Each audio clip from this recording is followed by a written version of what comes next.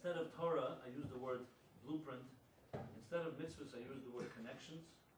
Instead of Mashiach or Geula, redemption, I use the word destination. I was in this waxing eloquent about this whole discussion about reaching the essence of reality and the essence of yourself through these different connections, following a blueprint, and we ultimately reach the destination, and through the bumps and the twists and turns of this fascinating spiritual journey. And people were like really intrigued there. They were sitting there listening. It was good for a while. And then a few weeks passed. I continued. That was the only language I used in this whole discussion. After a few weeks, a guy came over to me, I remember, and he said to me, "Tell me, are you talking about God?" So I said, "Yes, but shh, don't spoil it for the others." I heard the story. It always elicits a laugh because it's like it so resonates. And after that, obviously, once I let the cat out of the bag, I couldn't no longer keep it hidden. But I learned from that several things. Number one, we usually think of communication as a way of a channel that connects us. And they tell us always, break the silence, talk, don't just keep it inside. In relationships, in therapy, it's all about communicating, which is definitely true. But on the other hand, communication also has another side to it. Your words and my words may not mean the same thing to each of us. I can use a word that is innocuous and innocent, and when you hear it, it'll make you go ballistic because it's a word that your mother used every time she got angry or something. And how would I know that? And you may use a word that to you means meaningless, and to me it's a very significant word. So words are loaded in many ways. And besides communicating, we also sometimes have to use words, and it's a good experiment.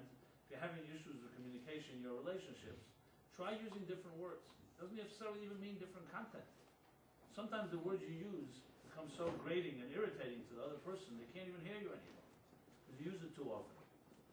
So it's just a good exercise of not getting trapped in our own words, even though we may mean well, and you may have innocent and good intentions, but sometimes your words can carry a lot of weight, and you're not even realizing what you're saying when you say it.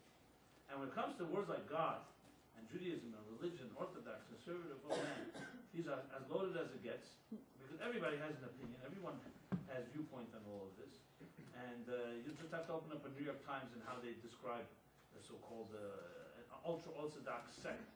They won't use quite cult any longer because it's too this, but a sect sounds like almost like a cult, but it's, you can get away with it.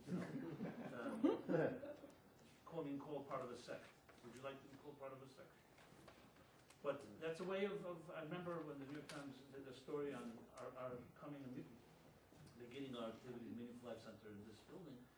I remember Paul Vitello was the writer, a very sweet guy, and he said to me, "So how do I describe you?" Because I insisted he shouldn't call me an Orthodox Chabad or whatever stereotype he wanted to put on me. So I said, "How do I describe you? I call you like a non-Orthodox journalist? What? You're a journalist. And you want to call me a Jew? Let's try. That's fine. Why do you have to add an adjective?" And interestingly, he responded to me off the record, because I asked him to write that. He didn't want to do that. He says, "Well, some of my Jewish editors want to add an adjective to people like you." That's what he said to me. I said, "That's what you should write about." Well, his job wouldn't last long if he did that. So I know we all think of journalism as like the holy grail of objectivity, but it's you get a little older, you realize not exactly. There are obviously objective stories, but not every story is a purely like the biggest event that happened that day. It wouldn't be PR firms and all that if it was purely objective story. My grandfather used to say, I come from a home of journalists.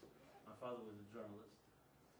I say was because he passed away a few years ago, and they tell me that up there are no journalists, they don't need them.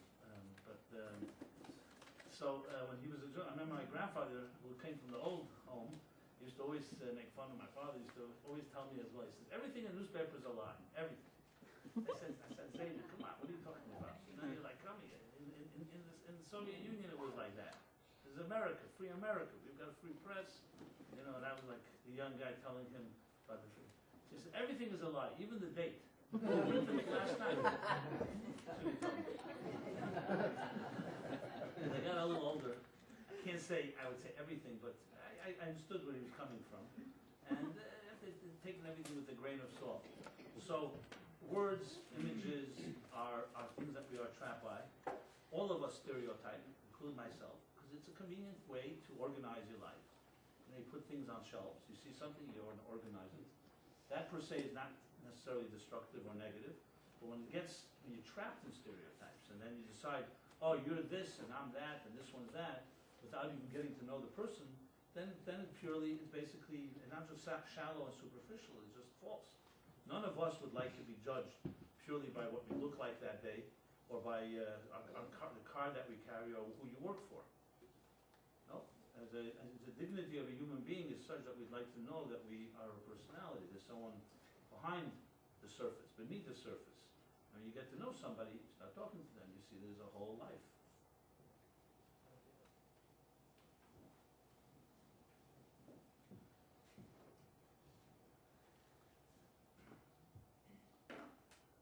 Huh? Problem? Yeah, it's okay. Technology cannot keep up with human beings.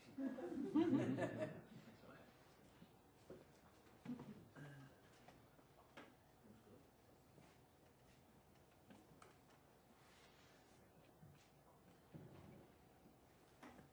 Well, so in that spirit, the theme, which I've already touched upon, but not directly, is to try to take ideas that, yes, originate from, I hate to use the word Bible, it's just another stereotype, let's say originate from the blueprint, that is trying to reflect something of what's going on at the level of the essence of our souls, and connect to it in one way or another, in a way that's relevant to our personal lives. Because frankly, why would we sit here this evening and not waste my time, your time, if we can't come away with something that gives us some message that is empowering, that can give us some strength in dealing with the struggle called life.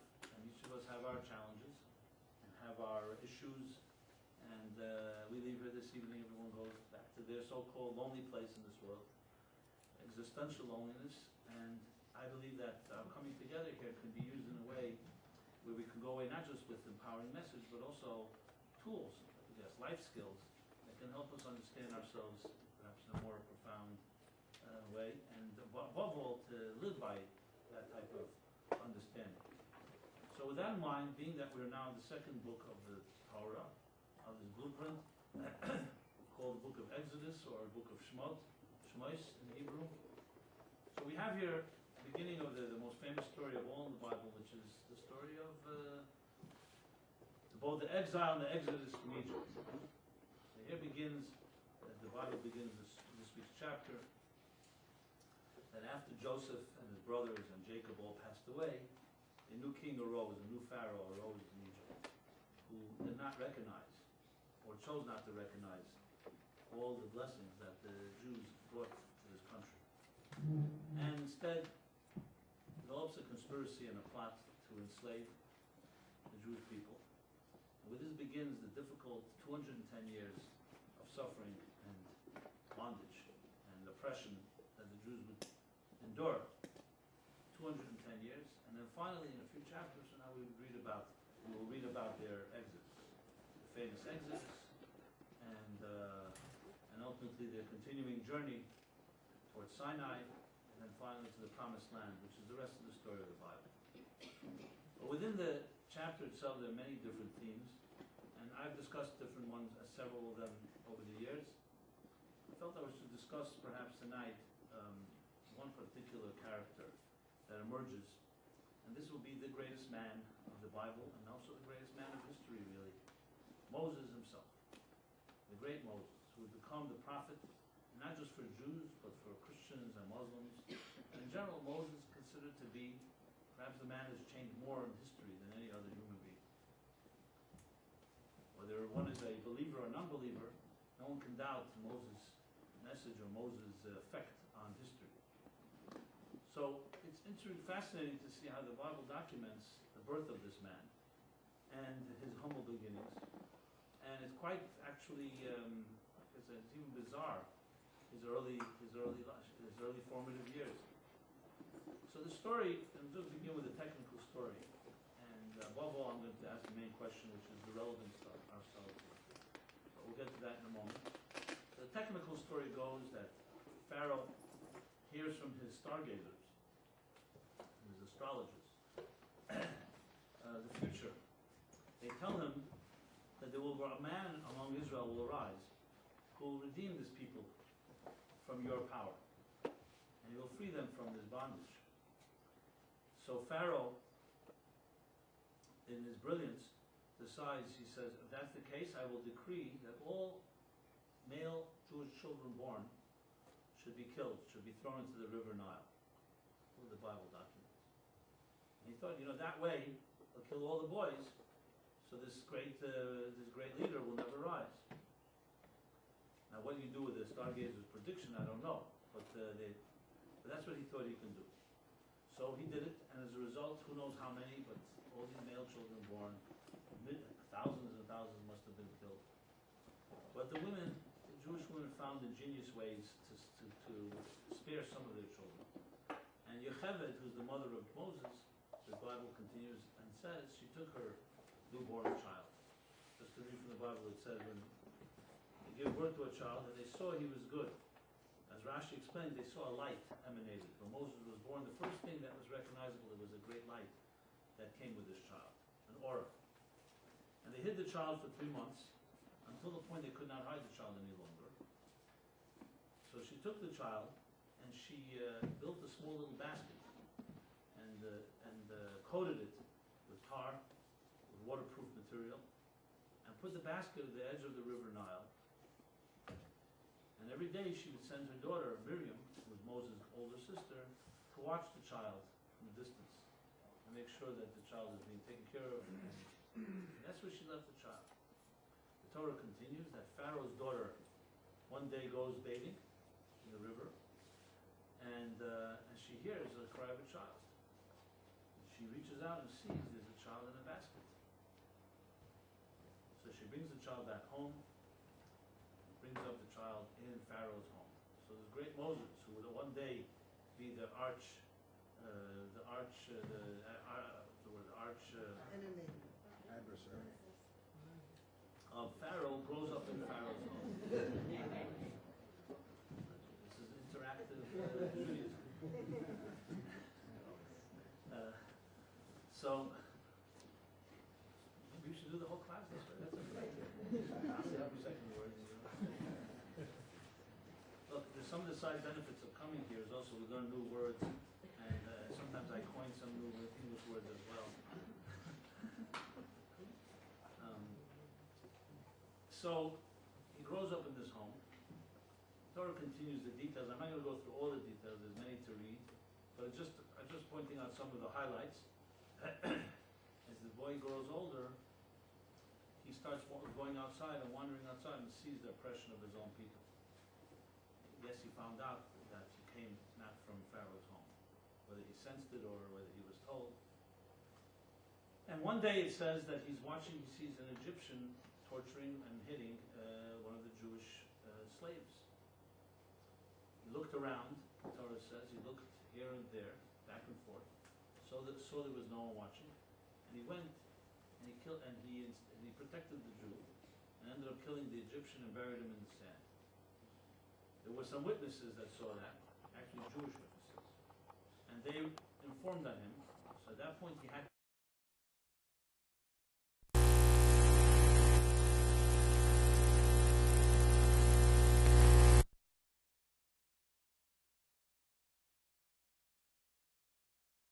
as a shepherd, tends to the sheep of future father-in-law Yisro, who himself was a great mystic and philosopher and scholar, and ends up marrying Tzipporah, the daughter of Jethro. And then finally, the rest of the story of the chapter talks about, as equally bizarre, how one day Moses is out there tending to the sheep, and he sees from a distance a weird sight. And he gets closer, he sees a burning bush. Story of the burning bush. He sees a thorn bush that's burning, and it was strange because had no fuel to give it. What was causing it to burn?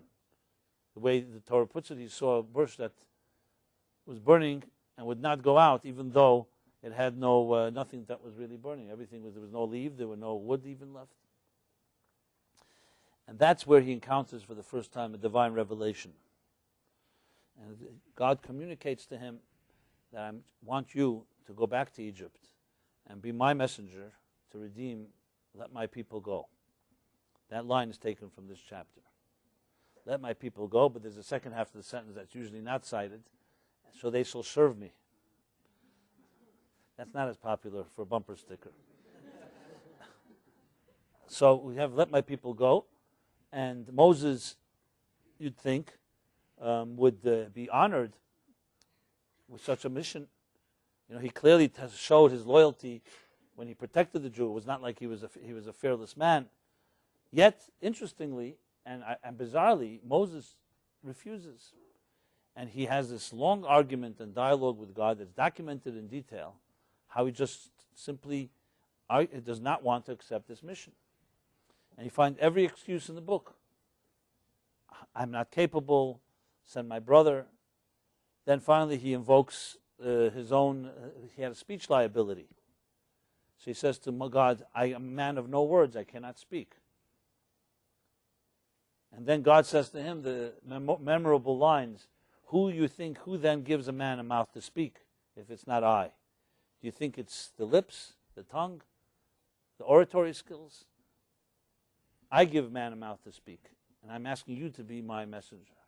Well, finally, Moses relents and accepts, and then he returns to Egypt, and the rest of the story really continues in later chapters, but the end of this chapter concludes when Moses, as he sees the oppression, and he sees how the Egyptians are only intensifying their cruelty as a result of Moses challenging them.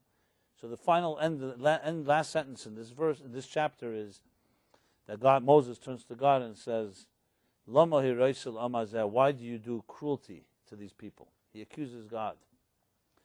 I'm going to refer to these verses. That's why I mentioned the specific ones I mentioned. As I said, I didn't go through every detail. There are many subplots in all of this. But it's a fascinating discussion, even on a very ostensible level, how a man speaks to God. You know, you usually think, especially the first revelation of God to his ultimate Redeemer, would be one that has no controversy. God has asked him to do something. He's an obedient servant, and he just follows the orders. No, it's a whole argument. And even this last statement where he accuses God of doing cruelty, he doesn't even accuse the Egyptians. He accuses God is like unbelievable, because it's the big question we all ask. Where was God in the Holocaust? And what would Moses say? So of course the Nazis are culpable and guilty, but at the same time Moses accuses God for allowing it, and then points a finger. And what is that, a man of faith? Is that an act of faith? So all this is part of the equation of understanding this mysterious man, and he is a mysterious man, Moses, full of paradoxes. He's not a man of establishment. He clearly grew up in Pharaoh's home. He was not even trusted by Jewish establishment, because when he comes, they all challenge him, who are you? Who do you think you are? And if you think it ends in this chapter, it doesn't. The whole Bible is full of people challenging Moses. So this great Moses, who you'd think was chosen by God, handpicked by God, and demonstrated his humility time and again, is constantly challenged by the Jewish establishment throughout the Bible, throughout the Torah. So there's a lot that can be learned from this that is relevant today, but I want to focus on not just in context of Jewish institutions and politics, Jewish politics and general politics, but also on a more profound and more important message. When I said earlier that the Torah is a blueprint, I didn't just mean that as a euphemism, as a way of just getting beyond the stereotype of Bible and Torah and so on, but it actually is an accurate description. Because frankly, and this is the question that every skeptic asks, and I'll tell you that every sage and every Torah scholar is by nature a skeptic. All you have to do is open up a Talmud and you'll see how everything is challenged. Everything. There's no such thing as taking anything for granted. Which is yet another stereotype of faith. People think people of faith are just these docile little creatures that just accept everything blindly as if they're a bunch of idiots. Faith is, in its fullest sense of the word, is not the absence of reason. Faith is a faculty that complements reason. If reason leads you to the door, it's faith that takes you through the door. So yes, when someone says, I don't know, there's an I don't know and there's an I don't know. An I don't know from a 3-year-old is ignorance. So when a 3-year-old says they have faith, that's not faith, that's ignorance. That's absence of reason. So you trust your parents, you trust your authorities. whatever they say, whether it's right or wrong. When a person of faith, like a Moses, or someone who's went through a serious intellectual free inquiry, and is skeptically challenged, and comes to a point and says, I don't know, that's the I don't know that comes from, that follows reason, not that precedes reason. That's like that I don't know where you say the ultimate knowledge is to know that you don't know. Or as some say, to understand that which you don't know. To know the unknowable. When a person falls in love in a healthy way, and their reason has led them and said, this person is for me. I've checked her or him out, and I see the person is compatible. I find qualities I respect. I can intellectually communicate. I have emotions and feelings. I'm physically attracted. So the whole checklist is met. But there's a step and a point where you have to take a leap. Because the certainty to know this person is for you forever is one that is not logical. It's not illogical, but it's not logical either. Because logic can only bring you to a point that says, I've done all my research, due diligence, here's what my mind tells me. But ultimately, how are you going to make a decision? And this is not just for emotional issues, this is even in business. Decisions that are made, especially important decisions, there's always an element that is beyond reason. Reason informs the decision, hopefully. It's not a reckless one. But it's a point where reason brings you to a place where the only way to enter is to act. And if you don't act, you'll never know. And there's always a risk. Yes, there's a risk, period. If you stick with reason like a computer, you'll come to the door and you'll never make a move. Because the mind can tell you, for every option, for every possibility this way, there's also a possibility that way. That's what a good objective mind should tell you. But how do you make a decision if there's no certain subjective element? So the healthy approach is you allow your feelings and emotions and you allow your mind to all weigh in, and then at some point you say, okay, I've done everything I can do with my tools, and now I have to make a decision. Now, of course, anyone with so-called commitment issues knows that's where you get stuck. I know there's nobody here in this room with commitment issues, but in New York there are a few wandering around here and there. That would be a good name for, I guess, a sitcom, right? Commitment issues, or a movie even, right? I like that. Write that down. We'll commitmentissues.com. Register that. Anybody here with commitment issues? You have to all volunteer at once, okay? So, I know. It's usually the women that snicker more than the men when usually that is. But some women have commitment issues too. This is all a tangent. Let's get back to the theme. I don't want to make anybody uncomfortable. So in that context, as I said, faith can also be another stereotype. And the greatest people of faith, as you see with Moses or Abraham, are challenging God all the time.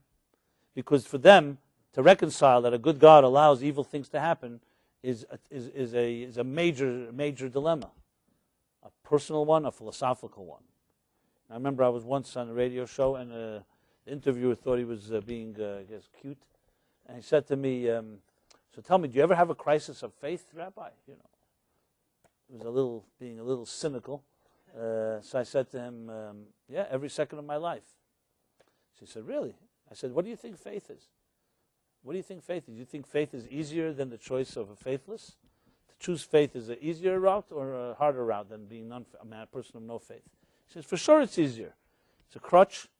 Anytime you have a dilemma or question, you just say, I have faith, I believe, and that's it. I said, yeah, that's the faith of a 2-year-old. Faith is much harder choice, because with faith you have to constantly deal with the paradox of good and evil, of justice, of right and wrong, of a good God allowing bad things to happen. If you have no faith, it shouldn't be bothering you. You should be able to sleep peacefully at night. Because no faith, survival of the fittest, who says there has to be justice? I said to him, are you troubled by the fact that an innocent child may be suffering from, God forbid, cancer? She says, yes, it bothers me. So I said, do you have faith? You don't have faith. If there's no faith in some type of higher justice, why should it bother you? So that was just the point of being, that you may have other things. He may not call that faith in God. He calls it faith in justice or faith in goodness or whatever it is. But is there a human being on earth that is not going to feel sad for someone that seems innocently suffering? That has to come from some type of sense of higher justice. If it was pure survival of the fittest, as sad as it is, We don't prosecute predators in the wild that kill the weak prey, because we see it as part of the natural cycle. When it comes to humans, we don't think quite the same way. So the greatest people of faith challenge God, as we see with Moses here, all the time. But I want to go back to what I was saying. The Torah calls itself a blueprint because ultimately, when we talk about, as I said, skepticism, the question is, why is it important for us to know the stories in the Torah? And this is the biggest question of all that, frankly, we're not taught in Hebrew school to ask. The question is, who cares? Why should I want to care about Moses' story? Happened over 3,000 years ago, different part of the world, different type of world. When we got plenty of stuff to deal with today, we all have our baggage, our, as I said, issues, the things we struggle with. So there's only one answer to this question, which I myself had to struggle to find, because I grew up in a yeshiva environment, and it was just taken for granted. You read the Torah, I read it every day, we studied it, and with Rashi and the commentaries, and thoroughly, and we saw the commentaries and the counter-commentaries, and everything is argued about in different opinions, and then commentaries on commentaries. You'd be surprised how many level of commentaries there are in the Torah. There's Rashi on the Torah, there's commentaries on Rashi, there's commentaries on the commentaries of Rashi, and it doesn't end there. There's probably 10 or 15 generations of commentaries on commentaries. And I'm not saying this to be amusing, it's just this is what you study. And at some point, I mean, there's a certain beauty to it. It's extremely thorough. But then when you step back, and if you have a little skepticism in your blood, you say, why is this so important? Why do I need to know the nuance of every word in the Bible? So many people come to the conclusion that you don't need to know it. It's some type of the sect of ultra-Orthodox people that just are obsessed with every letter of the Bible. Well, I, frankly, went on my own journey and decided to delve into it, and came to realize when I started studying the mystical dimension, the soul of the Torah, I realized that without understanding that all this has a soul, yes, all these technicalities are fascinating, and they may teach us many things, but without the soul, ultimately, yes, it's lacking relevance to our lives. And then I remember when the first times I read these lines from some of the great mystics, it's also from the Zohar, that says the Torah is not a book of stories, it's not even a book of history, it's not a book of the chronology or the lineage of the Jewish people and our ancestry. It's a spiritual blueprint. It's a CAT scan, if you wish, of God's mind. It's a X-ray of the soul. And all these characters and personalities, though they existed, and they lived in their particular time, but above all, they are archetypes of personality features within ourselves. Every one. From Adam and Eve in the Garden of Eden, all the way through Abraham, Isaac, Jacob, Sarah, Rivka, Rachel, and Leah, and then, of course, Moses himself. So there's a Moses within our spirit and within our soul. So yes, when you read it on a purely superficial level, the face value, as I mentioned, then of course there's a Moses, he was born, this is what happened. But when you begin to see the mystical meaning, it's a fascinating map of our psyche. And I'm not saying this that you should accept this by no pun intended, faith. Study it and learn, and you come away with an unbelievable resonating message, and you start wondering, how do they know that? How does the Torah know these parts of my soul? And the more you read it, you begin to see it like music, poetry, that you start seeing it becoming the story of your own inner life. And I really mean this when I say this. Do not take this because I said so. Really, to study it, to learn it. And I'm going to share some thoughts of this on this level regarding Moses. So the reason that we read about this is not because we're so interested in the great Moses. That has value. I'm not taking away from that. But above all, is because you learn something about yourself you may never have known before. And when you discover that part of yourself, you learn to also find tools to access. And you can see how it could change the way you look at your own life. You know, one of the big questions everybody can ask themselves is, who am I? You stand in front of a mirror, is this who you are? You stand in front of friends and they describe you, is that who you are? Many people, you ask them who they are, they give you the business card. But a business card is not who you are, it's what you do. And usually what you do is actually not reflective of who you are. Sometimes you hate what you happen to be doing for a job. Maybe you learn to tolerate it, or you learn to love it too. But it's not necessarily what you would have chosen in your natural so-called self, except who's going to pay you just to express your soul, Ask most artists. So when they ask the question, who am I? Or let's rephrase it in a little more sophisticated terms, what is your potential? How much are you capable of? We all get we all have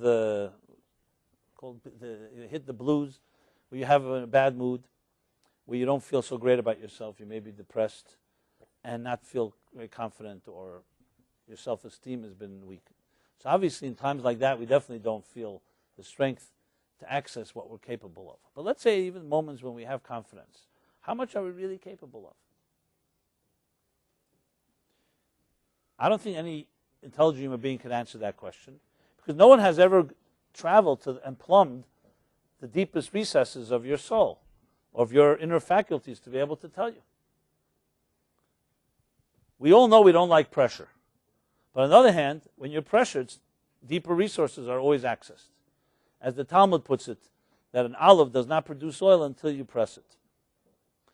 And in personal life, the more pressure, the more deadlines, the more competition, all the things we hate, the more you will excel. So when you have a good coach, whatever coach it is, whether it's in sports or in life coach or whatever, someone who knows how to push you and pressure you, that's when the best comes out of us. Most of our talents, actually, how do you discover how do most people discover a talent that they have? By accident, exactly. Well, we call it an accident. You go, let's say you're a kid, you go to school, there's a project. Someone is supposed to show up to do a certain part of the project. They don't show up. Suddenly you're left to do it, and then you find out you can do it. And suddenly, hey. Now sometimes we're blessed with having a mentor, a teacher, even a parent who recognizes a skill and helps us cultivate it. But that's a rare occurrence. Most things happen under a circumstance that we didn't expect. We're suddenly thrown into it. In summer camp, many kids suddenly excel at different things. There's projects, there's challenges, you're not at home. As soon as you're not in your comfort zone, where someone is taking care of providing for your needs, you need to become more resourceful. That's how it works. So the interesting twist here, of course, is that the less comfortable, the more successful, the more you'll excel, directly contingent, direct proportion to not being in your comfort zone. You get too comfortable, you usually become more mediocre. I know it's not a nice thing to go away with, but think about it. Comfort and mediocrity go very much hand in hand. Now, I know we all like, just like we like the fountain of youth, we'd also like to find that mysterious pill or secret, where we could have our comfort zones and also excel. Well, if you can find it for me, please, by all means. You can make a lot of money, by the way, if you could find that. But it doesn't work that way in life. Now, this doesn't mean that we have to intentionally go ahead and look for pressure that is especially uncomfortable. But there's pressures that are very comfortable and very healthy. And it's the nature of the beast. It's the nature of human nature. Just like all resistance always generates energy. Electricity, every source of power is generated by resistance. Just like a heart could not beat if it did not have a contraction and expansion. And just like the lungs would not breathe if we did not have a exhale and inhale, and no pump, and no electric current without a positive and negative, the same thing is psychologically and personally. Without resistance and tension, there can be no real energy. That's how it is. Sometimes we have to be forced into that situation. In essence, by the way, this is the story of the whole reason the Jews end up in Egypt in the first place. Later, the Bible will use an expression. It's like the melting. What are they called? Not the melting pot. The Kur HaBarzel. It's called the furnace that turns metal into iron, where it becomes so hard. When you go through fire and you're not destroyed, it's like what they say: that which doesn't kill me makes me stronger. That when you go through the most difficult situation and you come out and survive, you're not the same. You are now invincible in a sense. The Maharal of Prague says when the Jews left Egypt, they no longer could be enslaved by anyone. They became fundamentally a nation of free people. That's why Jews are so, what can we say, argumentative, and so independent, and so individualistic, and so extreme at times. So yes, it can spill over to a point of being divisive and even destructive, but the personality of being able to just argue with people you love is a very strong one. It comes from a certain sense of confidence in yourself. It gets, as I said, it can get destructive to the point where those two Jews in Afghanistan, the only two ones that were left, it's a true story. I think one of them died recently. And they didn't speak to each other because each of them thought they were the head of the Jewish community. Only two Jews, mind you, Because they all thought, ultimately, I'm going to bring a whole bunch of people. We've come to every country in this world. Why shouldn't Afghanistan become the next New York or something? Right? So to go back to Moses, in this sense, what is the Moses within each of us? And how does one access it is all the story of this chapter. So let me point out a few key things. And as they say, I'm sure if you take those points, you'll be able to apply it and I'm sure develop it even further. The Talmud says like this. There's a verse in the Bible that says later, Moses says to the Jewish people, what is God already asking for? What God is really asking of you? All he's asking of you is to stand in awe of him and to be responsible to him. So the Talmud in the Brachos, the tractate, asks a very dramatic question. It's a very interesting statement. Moses is saying to the people, what's the big thing? You should just serve God. Why is he making it like is it then so easy to just transcend your own selfish needs and your own self and just serve God? Even people who believe in God, is it that easy? Why did Moses make it like such an easy thing? So the Talmud answers, because Moses was talking about on his level, it's very easy. Because for him, God is a reality, and it's an easy thing, it's a simple thing to connect to something greater than himself. So in the book of Tanya, the Baal Tanya asks the question, the answer is not, the question is still not answered. Moses wasn't talking to himself, he was talking to the people, and he was their leader, he was their shepherd. He was sensitive to their needs. So what does that mean? He's saying to them that it's like easy. He's projecting himself on that. And he answers that every one of us has a Moses within ourselves. Now what is the story with Moses? As I said, full of paradoxes. Argues with God. God chooses him, doesn't want to go. A man of no words, yet the words of Moses are the ones that are most remembered in history. A defender and ready, a fearless fighter for justice, yet when he's chosen, he doesn't want to be the one that becomes the messenger.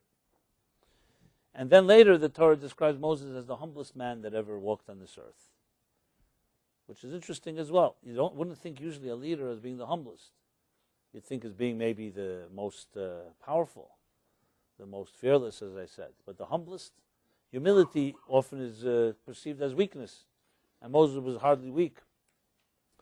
So, if you look into our own souls, as I said before, the question, what is our ultimate potential? How great can we be?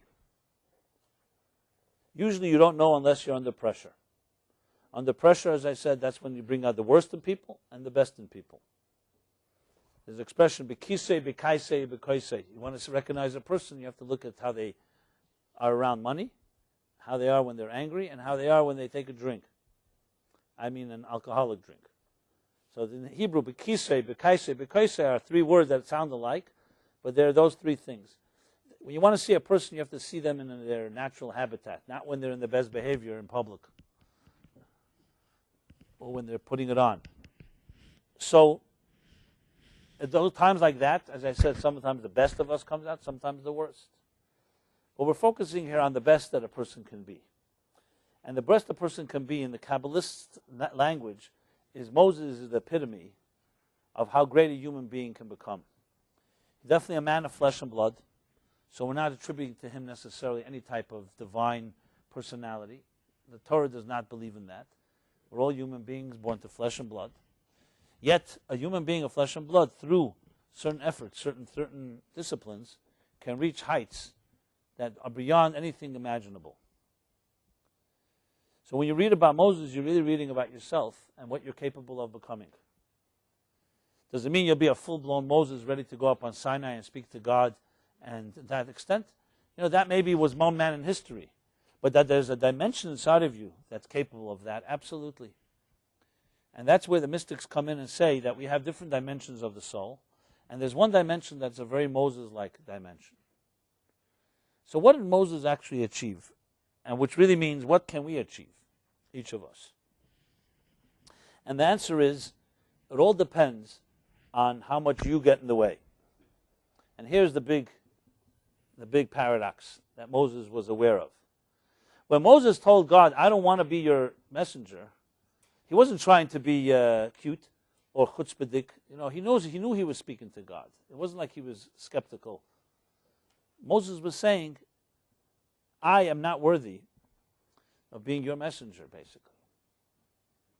And God was essentially saying, paraphrasing the verses, I don't want someone that wants a job. I want someone that doesn't want the job, basically.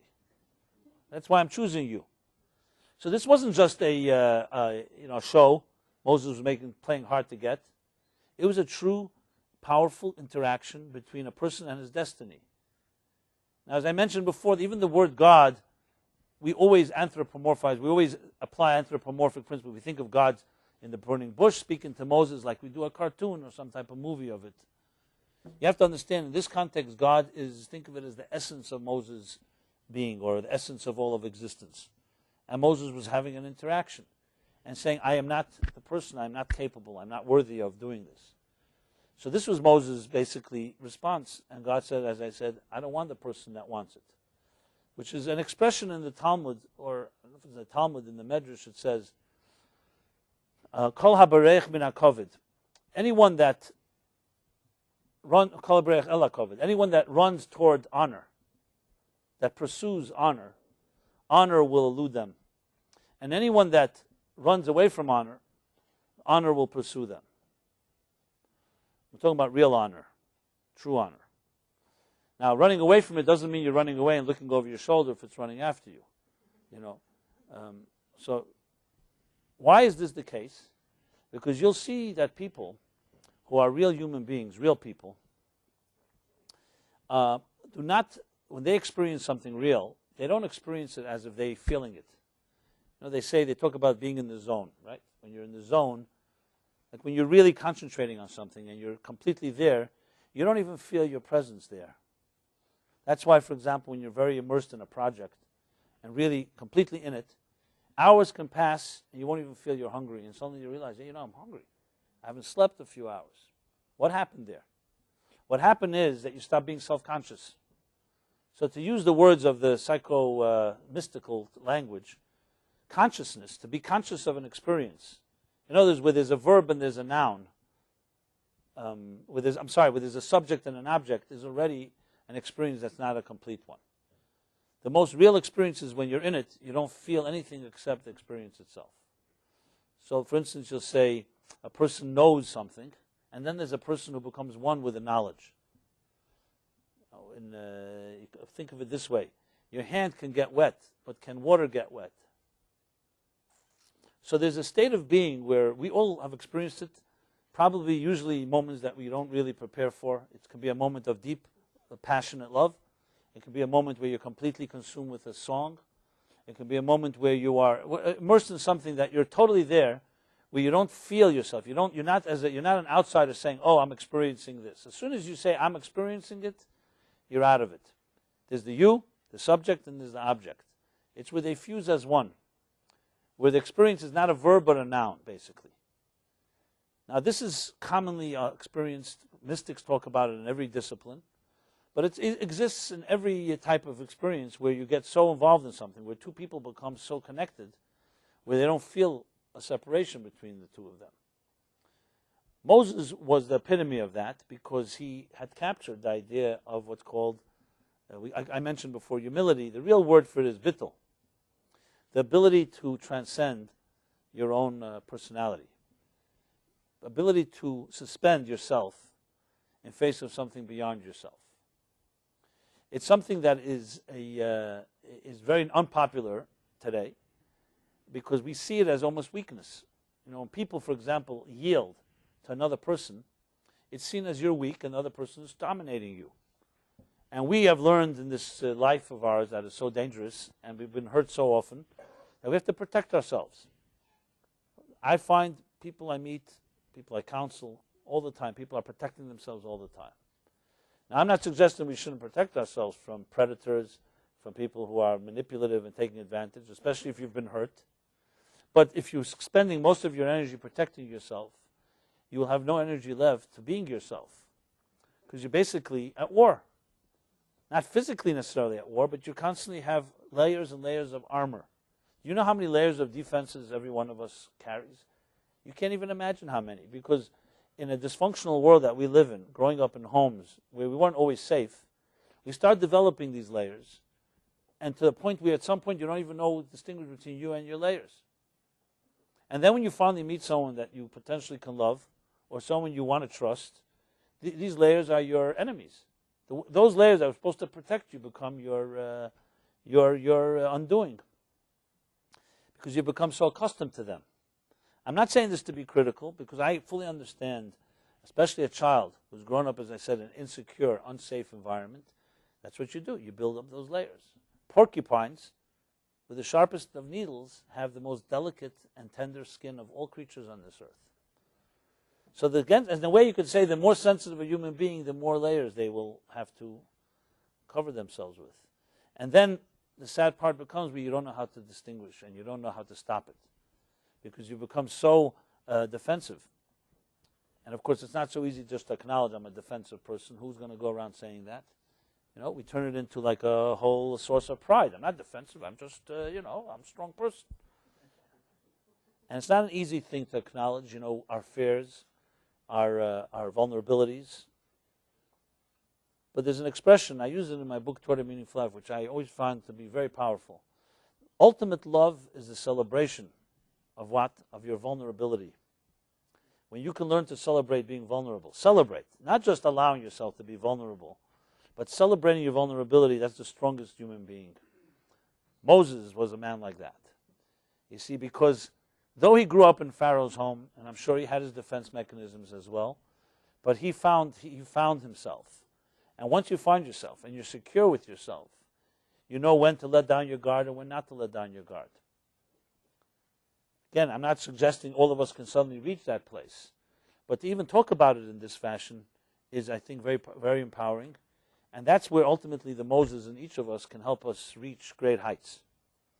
So a few key things that are necessary to access it and understand it. Number one is never underestimate what you're capable of. They say Lashon Hara, speaking Lashon Hara is not just about other people, it's also about yourself. Speaking ill about yourself. Some of us say, I'm not capable of this. It's a misplaced humility, as they say, is rooted in arrogance. Arrogance doesn't always take the shape that I can do everything and I'm the best.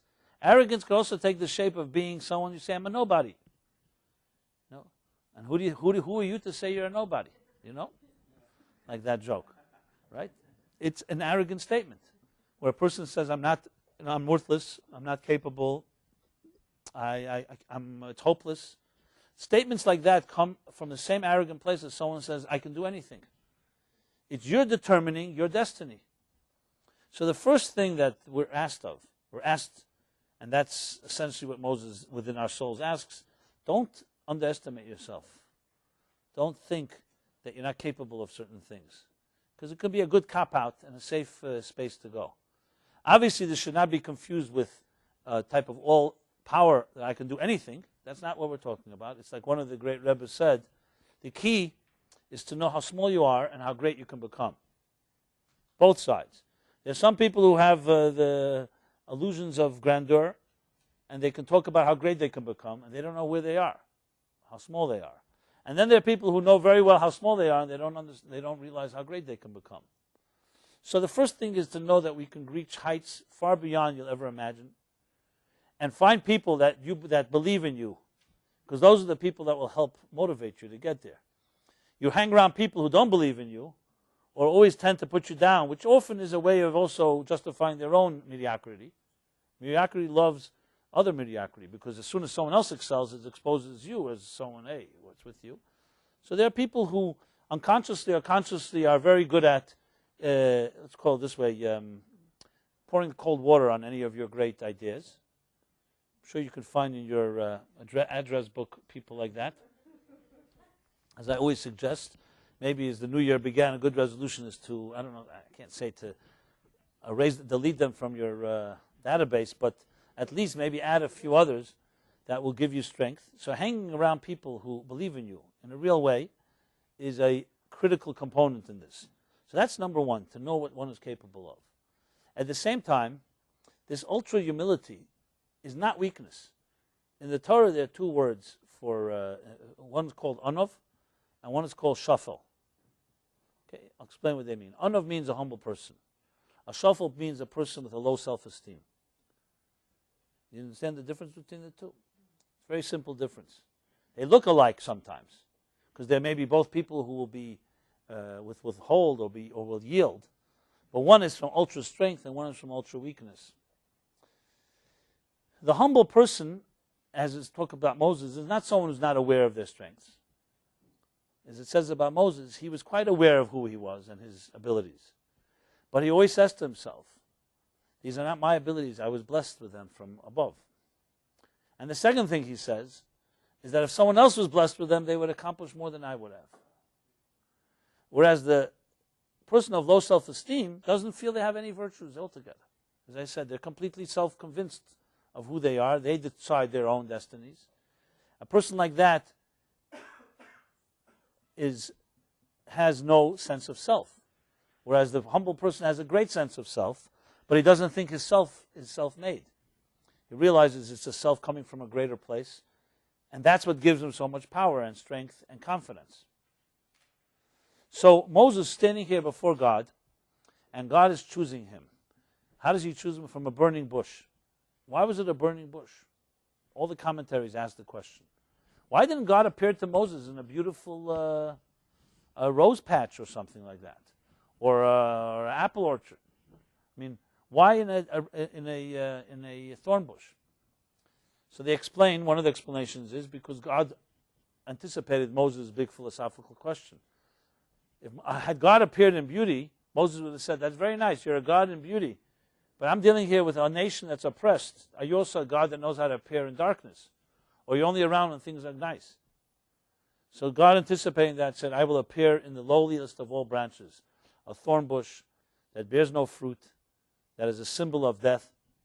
I will appear in that bush, and there I will show Moses that I can exist even there with him. I can exist even in pain. This was a dialogue going on here. And Moses then, when he hears that God says, I wanted you to go into that painful place and take my strength that I'm giving you here from this thorn bush and bring light into a dark place, Moses immediately, not because he was weak, because he was strong, said, I am not worthy. You're choosing the wrong person.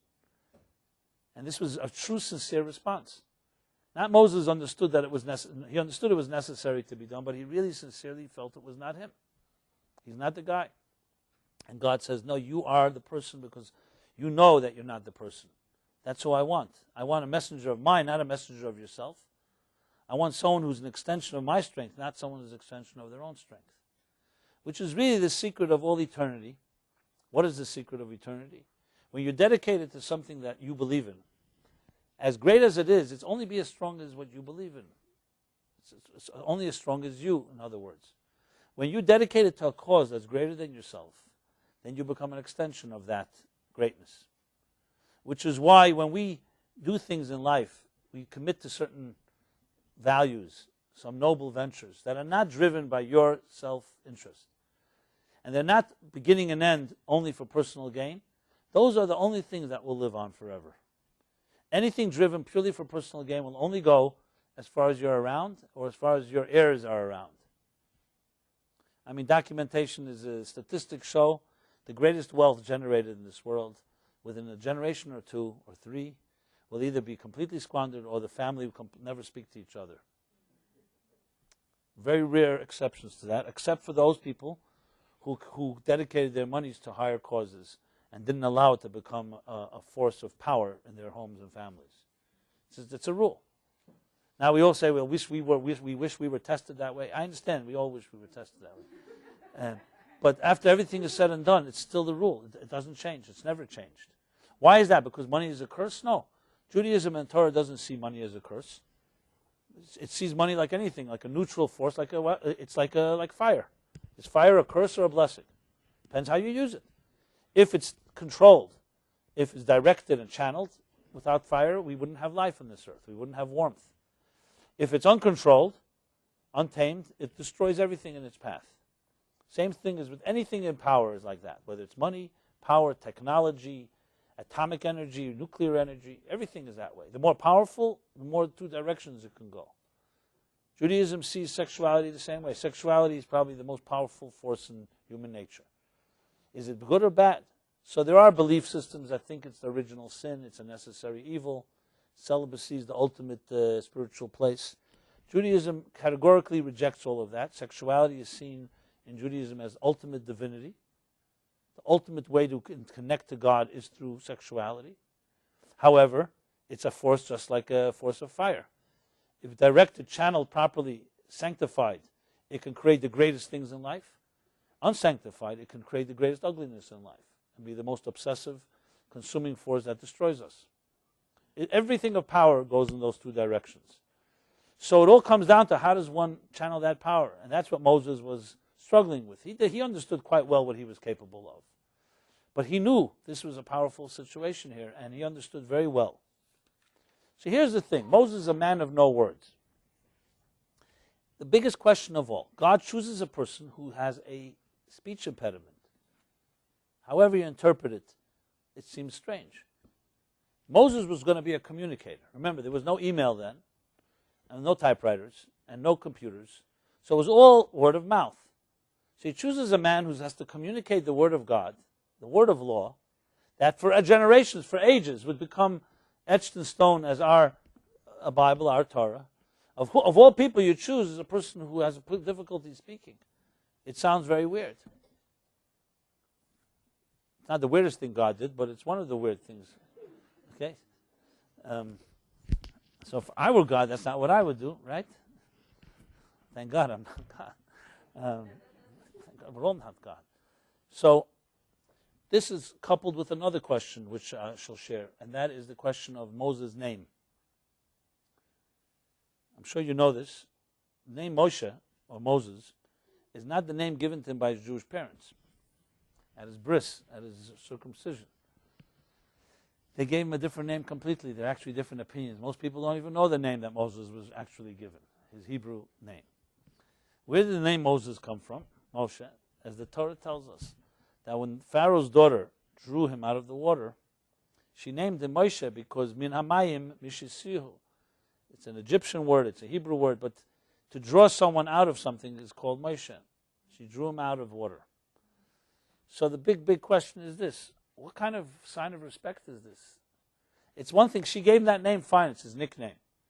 But forever and ever, the name that stuck to Moshe is not his natural parents' name that Yocheved and Amram gave him.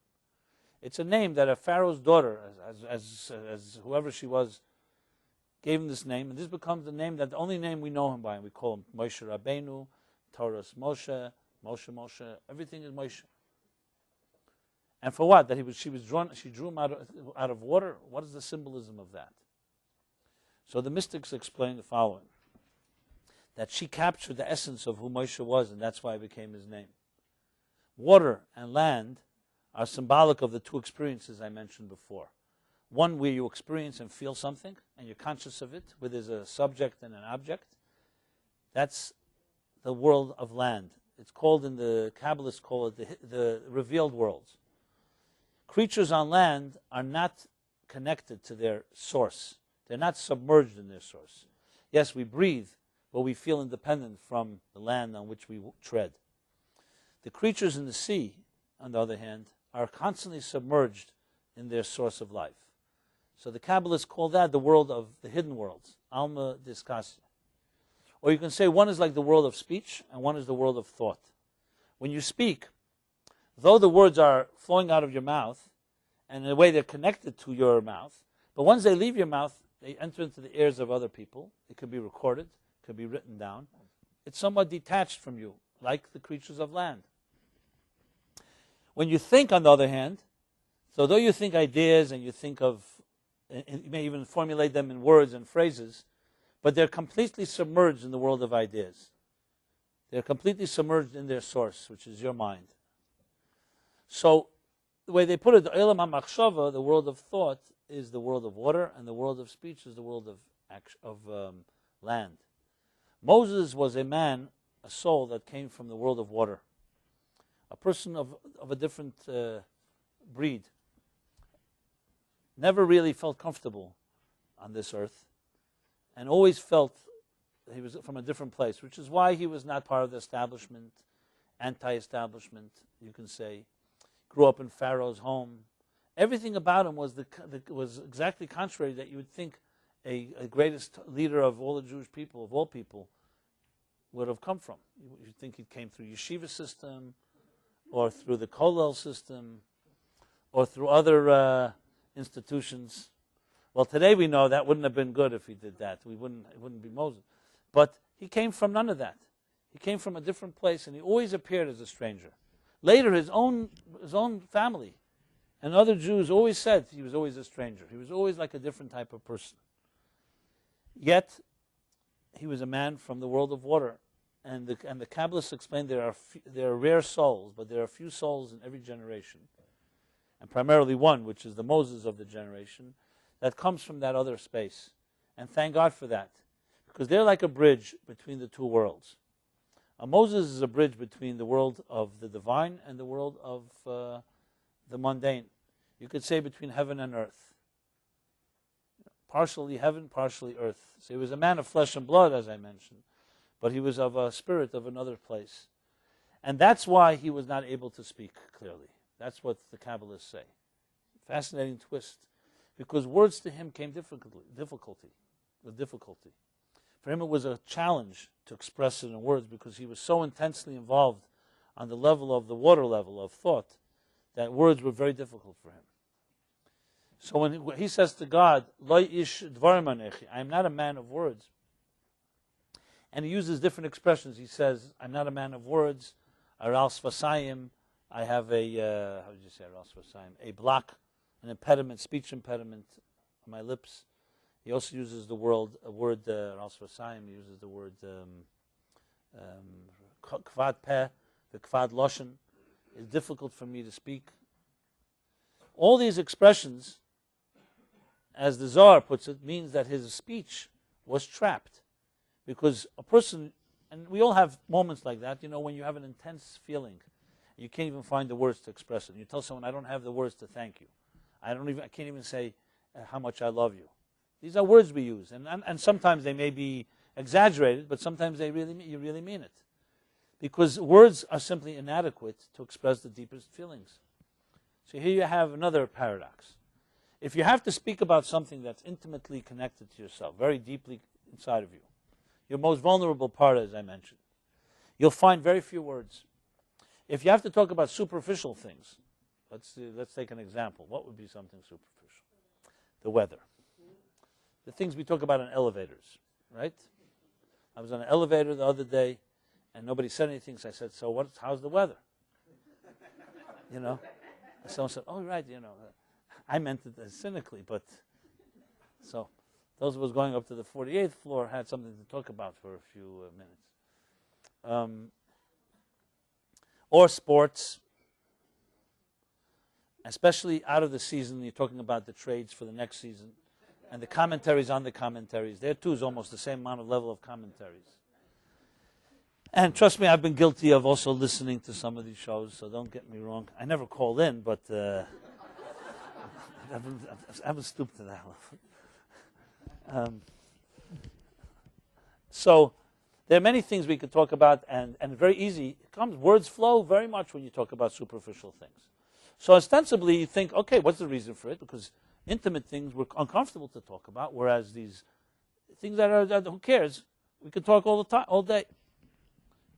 But it's deeper than that, because even people you trust, people you trust and are close to you, it's not like with them you have a lot of words when you come to talk about the deepest parts of yourself. The reason for this is because words are containers. And containers always have parameters. So think of it this way. You want to pour in a gallon of liquid into a quart, it just won't work. It'll spill over. Words are containers that cannot contain the intensity of deeper feelings and ideas and expressions. Superficial things don't have that much intensity or energy, so the container of words is adequate. So what do? We created a language called metaphor, poetry. Now I remember as a child, and you still have the childhood memories, remember the first time you read poetry in school, you think this is like crazy. Why can't the guy just say what he's saying? Why does he have to be so cryptic, you know? I remember I had the little chutzpah to say to our English teacher, I said, I don't understand. Why can't you just was this like a misprint?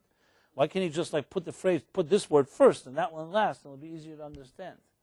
So I remember my English teacher said, Simon, you'll get a little older, you'll understand. I remember him saying that to me. And I still have a certain reaction from my childhood. I'm sure we all do, but now the emperor with no clothes, we play along, poetry, wow. But on the other hand, you do come to learn that it's precisely because it's so unclear, that's in a way that can capture certain feelings that you can't capture with words, with regular sentences. Think of it like music, song. That's a fact. Song can express emotions and feelings that no words can ever express. So essentially, in direct proportion or disproportion, you can say, to the energy or intensity, is the containers have to be much broader. Regular language is simply too inadequate to be able to contain deeper feelings. Now, go further. Even there's a point of feelings that even metaphor, poetry, music, song, also can't contain.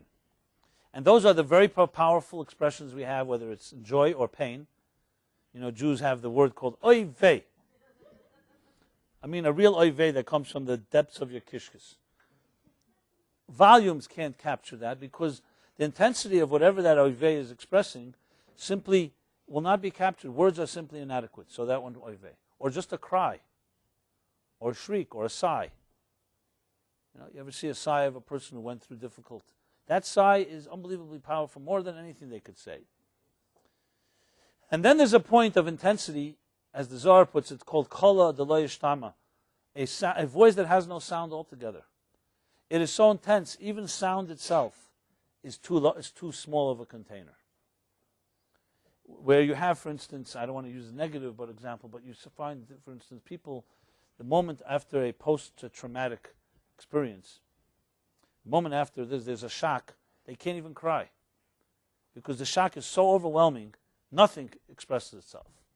And that's also part of the catharsis, part of the healing. And then comes a point when a person is, let's say, they're under right care, professionally will help them get to a point where they can grieve or cry. I'm only using a negative example, not because I wanted to, but it's the easiest way to explain it. But the same thing is in deep joy. I'll never forget the day when I walked my daughter down to the chuppah, to her marriage 2 years ago. Impossible to describe the feelings. The intoxication without any substances. Just pure natural. And really, when I think back about it, I can't even imagine myself in that place. You're completely in the moment. It's impossible to describe. And these are moments where words and any other type of expression is simply inadequate. And when you meet your soulmate and the person you really should be with the rest of your life, you connect on that level. It's strange because there's nothing to say on that level. But as I mentioned earlier, the words that come before and the words that come after lead you to a place like that. So the most vulnerable, and I would say the most powerful part of our dimension of our souls, you could see the Moshe within us, is a person of no words. And in that context, it's not at all inadequate. You think of it that way, it's such intensity that Moses did not have words. So he says to God, you're sending the wrong person. I cannot communicate, I can't speak. And God answers the ultimate answer. Think of this, the depth of this. God says to him, Misam pela adam. Who gave a man a mouth to speak? Do you think speech comes from words, from oratory skills? Speech comes from the depths of truth, You will be my channel of truth. I don't want you to speak your words. I want you to speak my words. So interestingly, as the mystics put it, that there's a dimension in reality that can bridge the wordless and the words, where you can begin to express the inexpressible. And even that is possible, but it's only possible when you first reach a place of no words. And then once you return, you can find ways to even discuss it. That's why I can share it with you. What am I sharing here? I'm using words describing that which doesn't have words, because how can I share it? Because you all have it inside of you. There's no way I would be able to describe something that would resonate if you didn't have it within you. Just like there's no way you can talk about joy unless, I would not be able to describe joy to you unless you had joy in your life in some way. Which is the interesting thing about communication, that we use words all the time, but we have the ability to use words to reach places that resonate. And that's when your words cease to be your words. They become then really channels for deeper truths. I've always found the greatest compliment you can give a teacher is not when someone says, oh, I heard something really new tonight. It's when someone says, I heard nothing new. I always knew this, I just didn't have the words. It resonates. That's what real music is about. It's not about someone giving you something. It's about actually someone uncluttering, or you could say, what's the word, stripping the layers, and allow a deeper truth that's always there to emerge. Those are the people that you meet in your life that you know are worth being with, because they say something. I remember in my own life when I was going through my teenage years and searching, as I said, I grew up in a traditional Jewish home, and I was looking for the truth, ultimately. And I didn't see it in my teachers and rabbis and authorities. You know, I didn't say they're all bad people. They were nice people, good intentions, some worse than others. Not going into details, but everybody's got these experiences. But I was looking for truth, and I couldn't see it. I saw people that were Torah scholars, and I saw people who were trying. But sometimes I felt it was like very programmed, very mechanical, and so on. And ultimately, it was when I started hearing certain things, whether from the books or the truth, that resonated. That's what changed everything. It wasn't someone said something, oh, wow, so brilliant, it blew me away, or something like that. It was the exact opposite. It rang of truth. So when you talk about Moshe, there's an expression, Moshe emes, the Torah emes. Moses is true, and his Torah is true. You don't even refer to God in that statement, because you're talking about truth. So Woody Allen would like to believe the stereotype. I know you're wondering how Woody Allen fits into this. You'll hear in a moment. Where he has that scene where this skeptical woman says to her pious grandfather, you know, you're so superstitious that if you had to choose between God and the truth, which one would you choose? You hear? Between God and the truth. And without missing a beat, he says, of course God. The ultimate stereotype, God or the truth. But if you understand God as I described the essence of reality, then truth is what it's all about. It resonates. That's why, for me, I remember I was, my skeptical years, I was a rabbi, came to me and says to me, listen, I know you have questions about God and about belief and faith. Let me prove to you that God exists. And I was only 16 years old. This guy was maybe 3 times my age. I started smiling to myself. I thought, this guy's an idiot. He's going to prove to me that God, he thought my problem was I need some mathematical proof that God exists. Didn't realize I was just looking for a resonating truth. I don't need a mathematical proof. You know, I know the proofs of God's existence, and I know for every proof there's also a proof the other way around.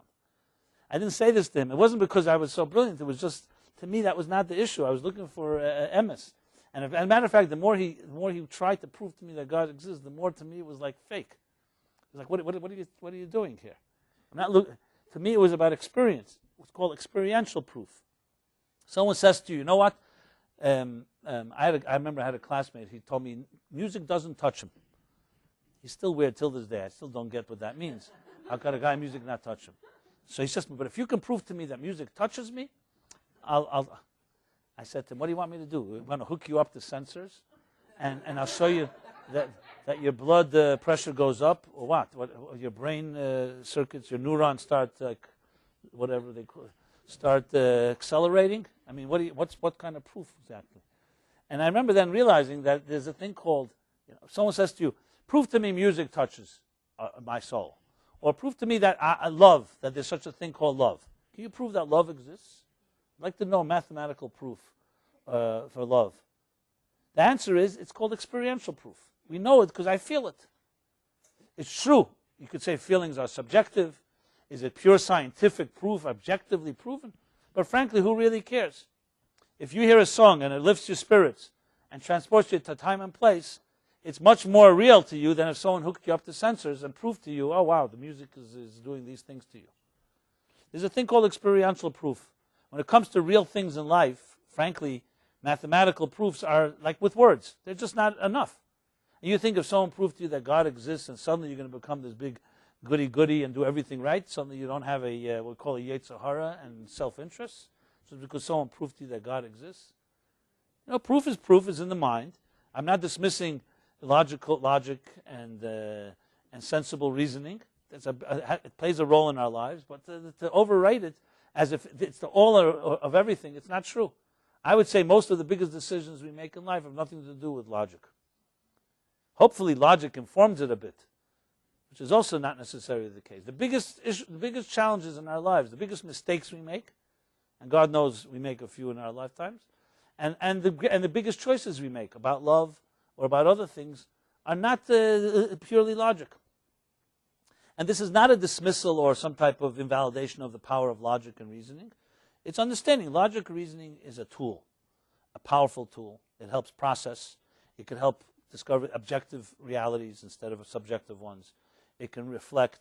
It can control. It can help us not make big mistakes. But ultimately, biggest decisions, as I said earlier, logic leads you to a door and says, okay, I bring you to this door. Whether to walk in this door or not is going to be your choice. And that's more than just a logical choice. Because if you stay with logic, as I mentioned earlier, you can end up sitting by the door the rest of your life and saying, well, there's a risk if I go in, there's a risk if I don't go in. And as they say in advertising, the greatest risk is not taking a risk. You know? So in that context, there's a certain dimension that's beyond. So when we go back to Moses, the man of no words, the man of water, we're saying is that each of us have that dimension in our souls, which sadly rarely rears its head in this world. Because look, most of our day we're consumed with what? With life on land, not in water. Life in the mundane world, not in the soul. So just hours-wise, most of our lives are consumed with making ends meet, trying to pay our bills, struggling with survival. Then, of course, come all our psychological demons and stuff that fill up another big part of our lifetimes. And then there's everything else. A third of our lives we're asleep. I don't know how many hours of life do they say we dedicate in the shower or stuff like that. I'm sure the statisticians have figured that out. So what are you left with? Where do you have room for this Moses to emerge? Very little time, even if you want, even if you're dedicated to it. So this part of us that is the single most important part of our souls is rarely nurtured. It sits there quietly, waiting. When someone says something or something touches you deeply, or love, or the lack of love, that's when we feel it. It's the force that is the most important one in our lives, and we have very little time for it. So how does one begin? Well, look what Moses did, the same thing. He argued with God, said, I'm not worthy, I'm the man of no words, I'm completely not worthy. God says to him, who gives a man a mouth to speak? Is it not I? I want you to share truth. And for Moses to do that, he needed to do one thing. He needed to dedicate himself. He finally said yes. There's no way around that. He had to say yes. And he said yes. And after that, life was never the same. There's a point where we will all have a moment of truth. God will appear to everybody here. Rest assured. It may not come in the shape of a burning bush or the shape of God even. It may come in the shape of a cab driver. It may come in the shape of a friend. It may come somebody that's even an enemy. It'll come to you. And there will be a time where you will have to make a choice. And that choice is the difference between life and death, frankly. Because you see, the years roll on. Time is not on our side. And the clock ticks. And this part of our being, essentially the essence of our souls, is waits and waits and waits quietly. But it's the thing that will be the source of greatest happiness in your life, or ultimately the source of greatest misery. If you think that the mood swings or the change of attitudes that we have in our lives, we all have our ups and downs, is just coming out of nowhere. It's not coming out of nowhere. The mystics like to say anxiety is the voice of this part of your soul calling for help. It's crying out. It's like hungry or thirsty. So there's the Moses within us that is waiting to be fed, to be nurtured. It's not that difficult as you think to do something about it. It's difficult if you just ignore it or you're not aware that there's something waiting for you, which is your own destiny. What you do about it, as I always suggest, I think a practical exercise that everybody here can implement, no matter how busy you are, is every morning, as soon as you wake up, to say or to think about the Moda'ani. Is a one-line prayer. It's in Hebrew, but the message is a very simple one. I acknowledge to you for returning my soul to me. It's basically acknowledging this invisible force within all of us. You can say the Moses within each of us. That is returned to you every morning when you awake. When you're asleep, it's in a comatose state. And when you awake fresh in the morning, it is infused within you, and you begin a new day. And it's not the day and not your activities that should be driving your life. It should be this soul that should be. So even acknowledging it, you'd be surprised what kind of impact and effect it will have on your life. So that's my first suggestion. It's a thing everybody can try to do. You'll see, start doing it, and you'll see this voice will begin to, I don't want to say haunt you, but it will begin to work its way into your life. I meant it in a good way, haunt you. It'll start working its way into your life. I'm serious. Because it's all about awareness. They say, Yedias hamachla chetzi refuah. Awareness of a disease cure of a disease is, awareness is half the cure of a disease. Okay, let's get that right. Awareness means, it's the opposite of what we call denial. Awareness is acknowledgement. It's like children. The thing a child needs most is not gifts and trips and other stuff like that. A child just needs to be told, I care about you. I know you're there. The worst thing for a human being is to be invalidated, meaning that you're ignored. Someone passes you in the street that you thought you knew and they don't even recognize you. So the soul feels the same way. It will nurture you in direct response to your being aware of it. So it's like it doesn't need much. It's not like you have to buy it anything. It doesn't cost any money. No rabbi, mystic, or Kabbalist can sell it to you. You know that joke they tell about this guy that comes to the rabbi and says, Rabbi, I hear the Torah has the secret of all secrets, the answer to all of life's dilemmas. He says, yes, it does. Can you teach it to me? Of course. How much will it cost? How could I? It's not mine. It's God's truth. It doesn't cost anything. It's free. The guy is so impressed. He sits down. They open up a Torah, and it's all in Hebrew. So he says to the rabbi, I can't read Hebrew. He says, Hebrew lessons will be $5,000.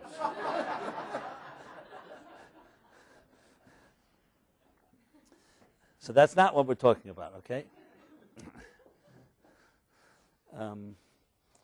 It's a truth that's within each of us. The good teachers in life, like Moses, who is the ultimate teacher, will understand that it's their honor to share it. Obviously, we live in a world where people have to survive. So Moses does go fundraising, not for himself, for building a temple, gold, silver, and copper. And it's an honor for those that have learned with him to respond. But it's not built on that. It's built on a truth. And when there's truth, things are different. Unfortunately, we are trapped on the outer levels. And we are really hostage. Just like as the Jews were in bondage, so are we all in a certain way. And it's the Moses that wakes them up. When Moses finally comes to Egypt and starts speaking to the Jews, you know what it says? They couldn't hear him.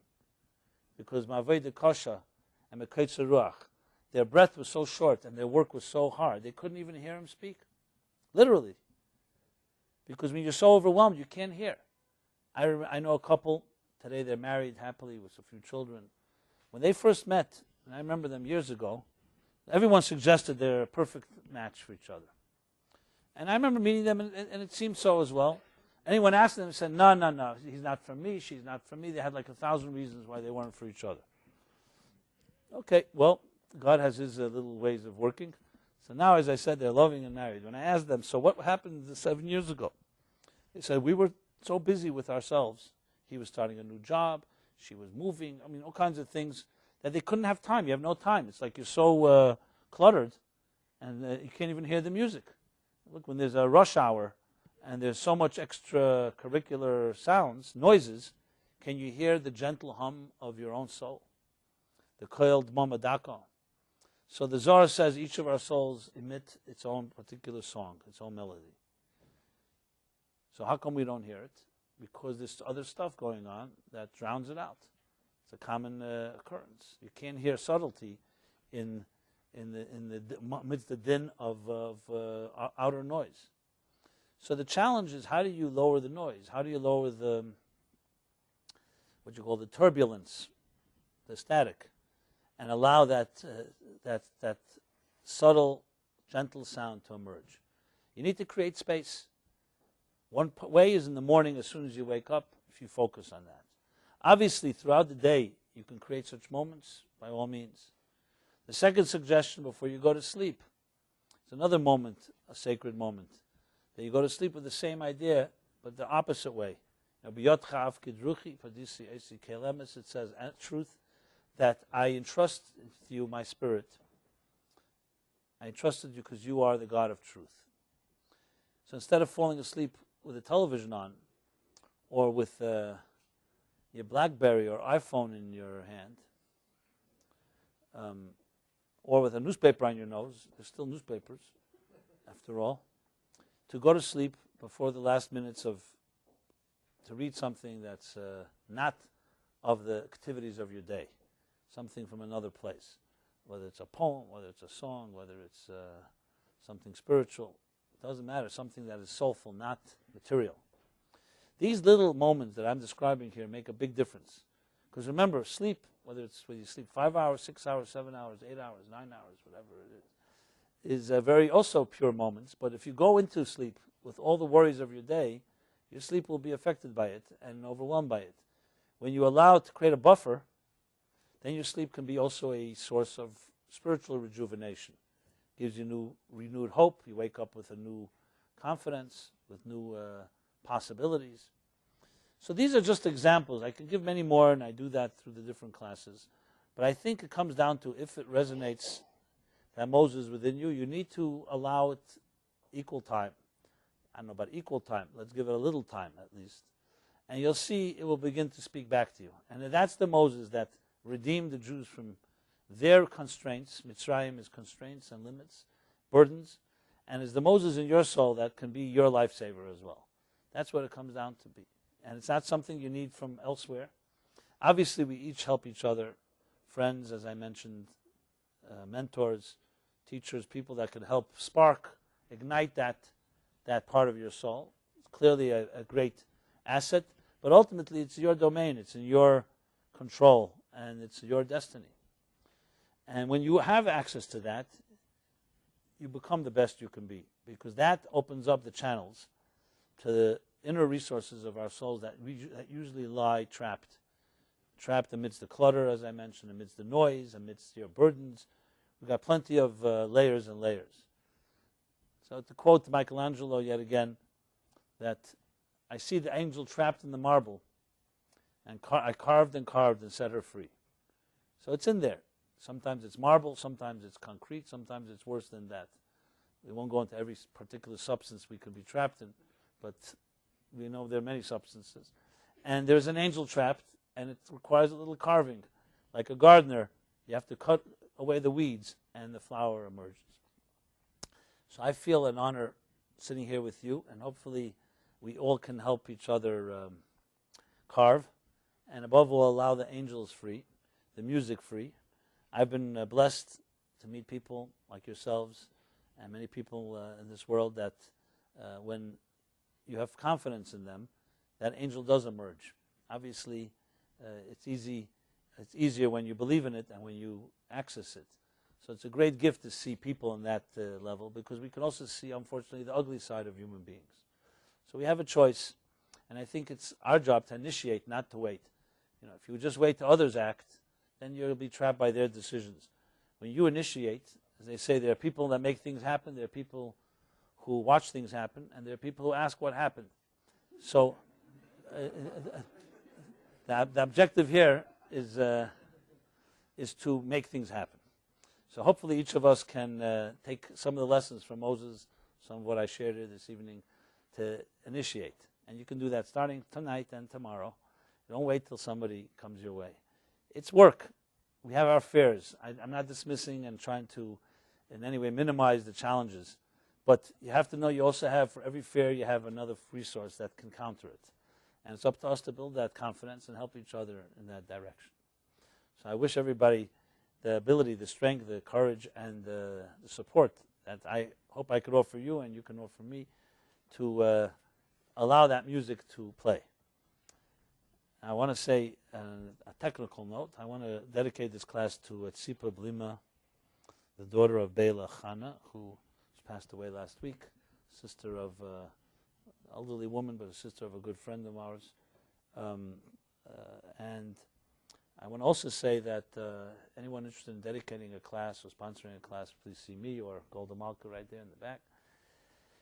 Wednesday, last week I was in England, which I've written about. We could discuss it another time. Met many beautiful souls and angels as well. So they're all over the world. And I will be here next Wednesday, every Wednesday at 8:15. So those of you that have been coming here for the first time, please always feel welcome. See this as a home away from home, if you can feel that way. And tomorrow night, Philip Namaworth, who's a longtime colleague, student of mine, is a musician himself, will be giving his class at 7 p.m. tomorrow evening at this same spot and location. And you can look forward to more stuff happening, much more happening. We're going to be beginning new classes at the request of many of you, besides Wednesday night here. And you could see everything on our website, meaningfullife.com. Let's see what else I could announce. If you haven't left your emails, if you don't mind leaving your email here, I send out a weekly email, which could also be a way to stay in touch. And you can feel free to contact me in anything that you have interest or issues with. And I'll try to be a friend in any way possible way to lend my helping hand. So with that being said, I want to, again, it's an honor to sit with beautiful souls like yourselves. And hopefully each of us can empower us to, our souls should come ablaze in obviously controlled settings and ways that can ways that can warm and illuminate all of us and all of our sphere of influences. So thank you very much. Good night.